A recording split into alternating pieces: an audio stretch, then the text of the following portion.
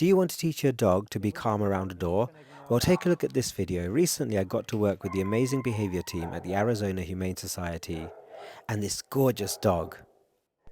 As you can see, this dog is excited, jumping up and running towards the door. If we teach him to do another behavior which is incompatible with being at the door, it's safer to open the door and easier for me to walk in. Now, if you're doing this at your front door, I would ideally recommend having your dog on a lead or having some baby gates or making sure that there's a safe place in case the dog does run out the front door, they don't end up on the road or in a dangerous situation.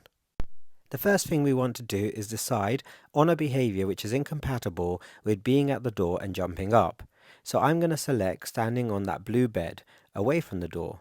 And I'm just going to start to pay that behavior. Now you want to pay with something that gives the dog reason to want to repeat the behavior that you're paying for. So if you pay and the dog isn't interested or doesn't repeat the behavior, you may need to change the paycheck or the currency or the value. Next, I'm going to start to pay as I move the door handle a little bit.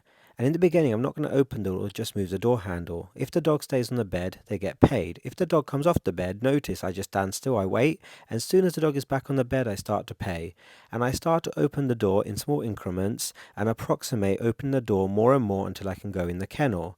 Now, if I find that I start to open the door or at a certain approximation and the dog comes off the bed or they fail, I go back a few steps and it make it easier so the dog can succeed and learn what I want them to learn. By throwing treats on the bed and multiple treats at the same time, it encourages the dog to sniff and stay there longer. Also, often when the dog is sniffing, their muscles relax.